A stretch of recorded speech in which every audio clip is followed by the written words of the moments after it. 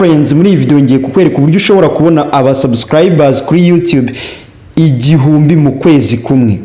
Nkuko ubibona ibyo mvuga ndaba ndibona nabikwereka kuko aba n'aba subscribers barenga 999 mbonye mu minsi 28.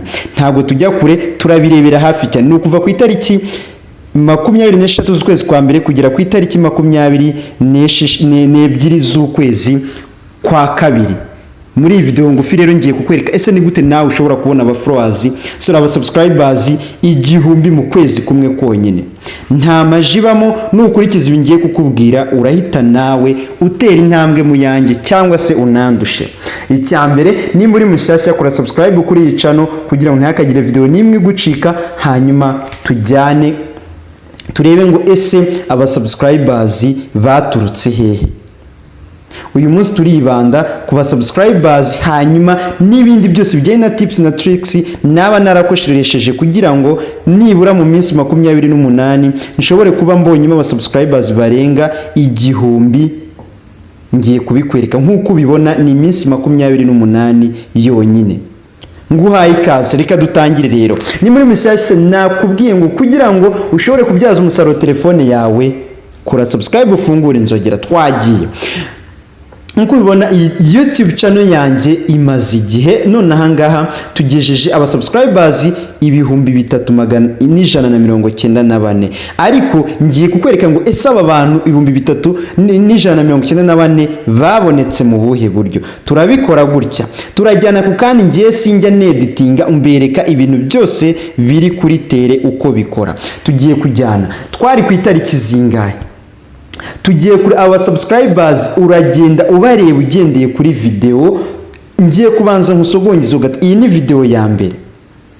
Video ya mbere ubwo ntabwo ndabagira ku gace ku kandi kuburyo aba bantu bagiye baboneka cyangwa ibintu ugomba gukora cyangwa se ngiye nakoze kugira ngo aba subscribers baboneke. Nkuko ubibona iyi video yonyine, okay, turebe iyi video yonyine ngo yampaye aba subscribers bangahe. Iyi video yonyine yampaye aba subscribers 866 mu minsi 505. Iyi video imaze igihe kinini cyane ariko ikangutse vuba. Iyi ni video ya mbere ubwayo yampaye aba subscribers 866. Tujye kuri video ya kabiri.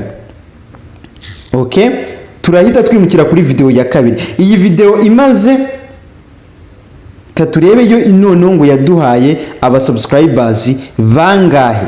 Yamaye 169 by'aba subscribers. Ibi impamvu mbanje kubibereka ndaje nyibasobanurire. Okay, tujye kuri iyi yo yatanze bangahe. Yatanze aba subscribers 111. Okay, ubwo turareba ngiye kubanza nkunyuze muri uru rugendo kugira ngo uze kumenya neza unakire mu bintu bitanu ngiye kukubwira by'ingenzi. Nubikurikiza urahita ugira gute TikTok yawe, YouTube yawe urahita uyihindurira amateka.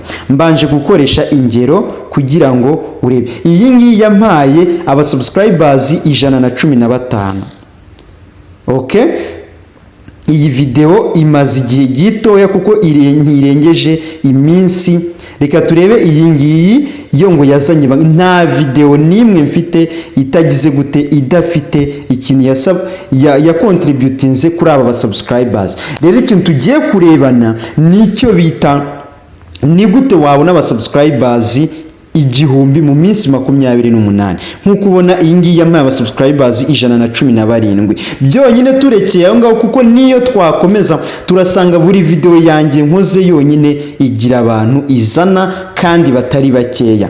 Ubwo rero nimba warebye video kugera igeze ahangaha igeze, urabona iyi ngiyi yampaye 60 na bangahe na babiri. Ubwo nuza guterateranya ukareba izi video zose zirenga 90, uraza kureba ngo buri video yagiye izana abantu kandi bose barihuza. Hanyuma nituza kujya kuri YouTube tukareba ese aba subscribers banjye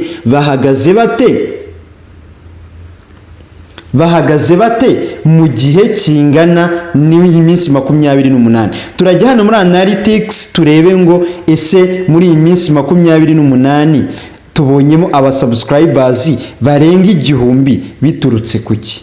Urayibona iyi ni iminsi 28, iyi nta edit irimo, ni ukuva ku itariki ya mbere 23 z'ukwa mbere kugera ku itariki 22 z'ukwezi kwa kabiri. Tubonyemo abasubscribers plus 999, abandi ntibaraba updated. Rero niba wumva ubaye interest ukumva neza iyi video hari ikintu iri bugufashe, icara twigane. Nkuko ubibona tugiye reba ukuntu iyi ntuze yanjye ihagaze.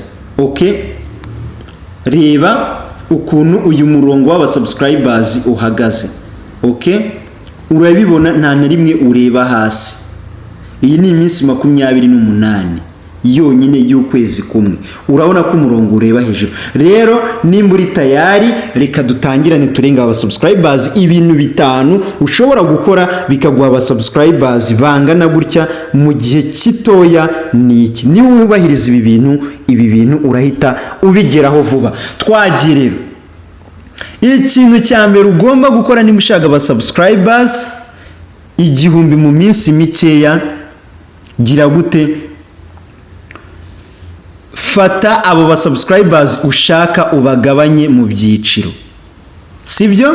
Bagabanye mu byiciro. Uvuga uti nibura nimba ari mu kwezi mbashaka, mu minsi 10 ndashaka bangahe. Wikumva ko warara ubabonye. Okay, wikumva ko warara ubabonye, ahubwo gira gute? Bagabanye mu byiciro.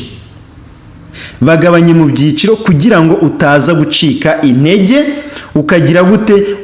Ukumva ko bidashoboka. Bagabanye mu byiciro. Uvuga uti jewe ndashaka banaba mu gihe kingana gutya.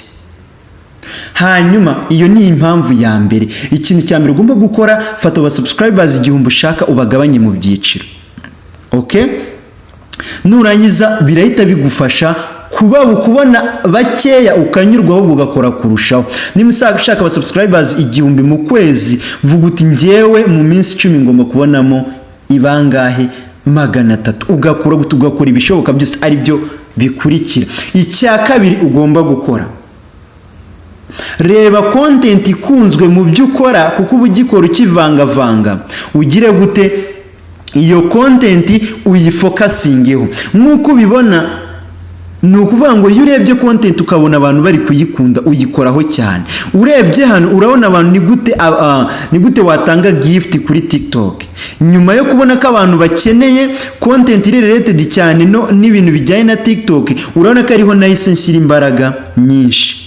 Okay, izi video zose zihariye imyanya ya mbere uko ari zingahe, zose zijyanye n'uburyo watanga gift n'uburyo wabona amafaranga kuri TikTok. Rero fata content abantu bari gukunda ariyo ubaha cyane, kubera ko YouTube ifata video zawe ikazishyira kuri abo bantu bari kuzisearchinga cyane.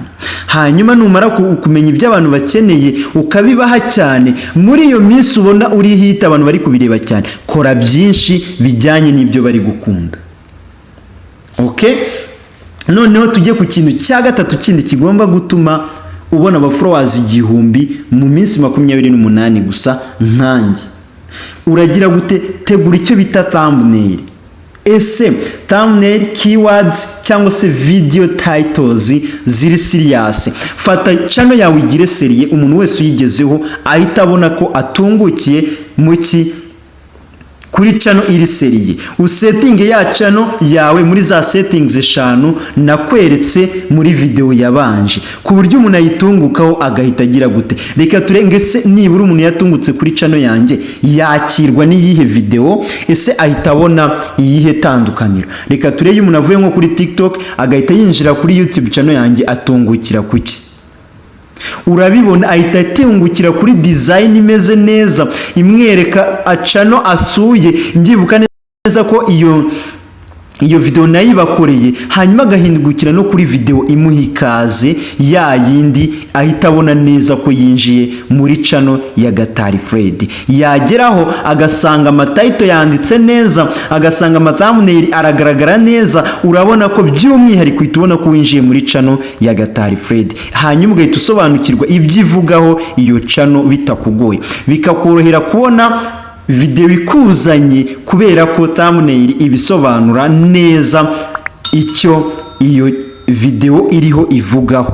Okay, urabona ko ukinjira muri channel yanjye uhita ubona ko seriously ubugeze ku kintu washakaga. Okay, urabona ko hari ibintu byinshi bita bikwereka ko utungutse kuri iyo channel. Rero ibyo nabyo umuntu video wahingukiyeho cyangwa se atungukiyeho motivation muha, mbibutsa neza ko kubisetinga uburyo umuntu azaginjira kuri channel yawe akagira ibyo abona, narabibakoreye iyo video urebe muri description iriho. Hanyuma nukuvuga ngo fata video ikurura abantu benshi. Urugero, nitujya kuri YouTube tugasacinga tuti wenda Gatari Fred, nkabira wenda njya mbabwira uti Gatari Fred, ese umuntu ahita hindukira kuyihe video? Ese ihita imubwira reka niba umuntu asacinze channel yawe nizihe video atungukira? Urabona ko niba umuntu asacinze channel yanjye hari ama video ahita muhikaze kandi ari clear. Okay, nukuvuga ngo rero tegura channel yawe muri bwa buryo butanu bwiza umuntu ashobora kuyitungukaho agahita abona neza ko ageze kuri channel iri seriye. Hanyuma n'ikindi kintu cya gatanu ugomba kwitaho ni ugufatanya n'abandi. Iki kintu kankibasubiriremo, iki kintu nkibasubiriremo, kora collabo n'abandi bantu, wikora wenyine, kuko nukora wenyine uzacika intege. Ikindi iyo ukoranye n'abandi, aba followers be cyangwa aba subscribers be baza kuri channel yawe, okay, nawe abe bakagiwe. Iyo mumaze kuvanga rero tayari abantu baba bamaze kwiyongera bakamenya channel yawe, nawe abawe bakamenya iyawe. Ibyo ni ibintu bitanu by'ingenzi niba ushobora gukora muri iyi minsi 28 bitarimo maji, bitarimo za video umuntu kubwira ngo uzajye ku ma website runaka ngo boosting account yawe ngo ugire gute, ibintu bitandukanye umuntu ashobora kugira gute kukubwira bitarimo gukora cyane. Okay, urabona ko imunsi wa mbere abantu barazamuka undi bakamanuka. Reka turebe wenda muri uku kwezi kwa kabiri ngo nibura byagenze bite uku kwezi kwa kabiri.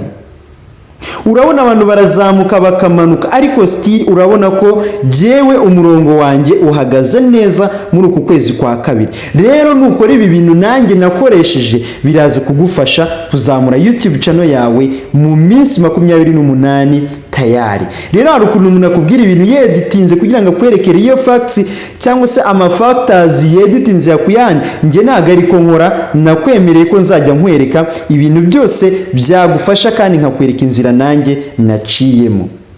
Urabona ko channel yanjye ihagaze neza. Nibura kuva ku itariki 9 z'ukwezi kwa mbere kugera ku itariki 31 z'ukwezi kwa mbere nabonyemo aba subscribers 854.